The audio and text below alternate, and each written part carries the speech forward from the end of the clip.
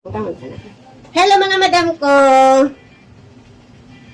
Ibabalita ko lang sa inyo, yung short natin na plus size mga madam ay dalawang design yan. Isang walang garter dito. Ayan o. Walang garter sa harap. Tapos may garter sa likod. Yan yung plus size natin, Coldoroy. Ito kagaya ng suot ko. Itong suot ko ay walang garter sa harap. Ayan. Suka mo na dun, sir.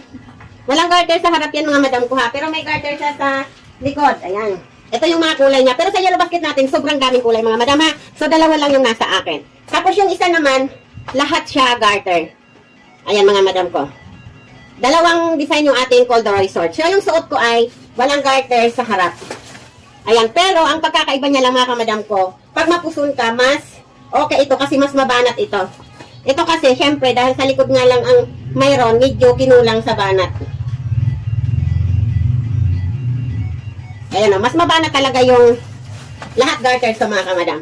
So, kung medyo wala kang puson, dito ka na sa walang garter sa harap kasi nakaka-sexy siya. Ayan. So, ka muna doon. Nakaka-sexy siya mga madam ko. So, kung alin man ang pipiliin nyo dito, yung walang garter o may garter, ang daming kulay nito mga madam. So, ang gaganda ng mga kulay. Kaya kung get nyo siya, punta kayo sa yellow basket, pumili kayo ng kulay. Ang daming kulay nito, ang dami din ng kulay nito. Ang size nito ay 30 to 46.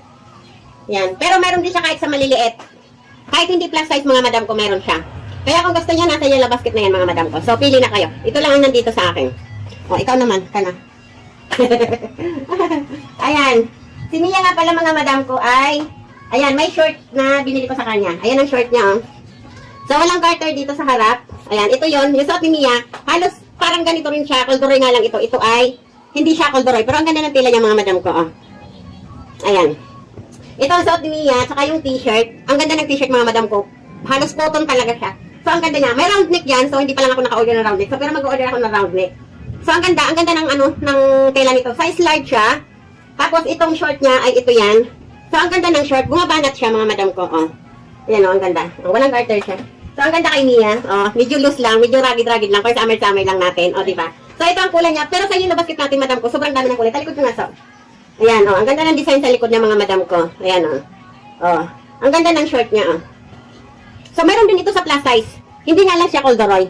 Ayan. Pero para sa akin, parang nakakapalang kasi ako sa Coldoroy. Ito, hindi masyado makapal, pero makapal din. Ibig sabihin, mas makapal talaga ang Coldoroy. Pero may kapal din ito. So, ang ganda niya. Saka itong blouse, mga madam. Ayan, ang ganda ng, ang ganda ng t-shirt. Ayan, bali ito, at saka ito, nasa yellow basket natin yan, mga madam, ha? At saka ito, at saka itong Coldoroy.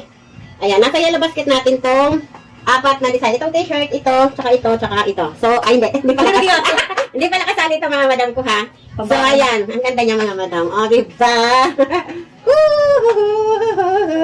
Ikaw, mamiya mo ganyan-ganyan ka din. Ayan mga madam ko, nakatagpo na si short, ng short si madam. Baka naman tatlo ba? Tatlo nga. Hindi, tatlo. Hindi, apat. Kasi ito, t-shirt, tapos short. Tapos itong design na short, tsaka ito.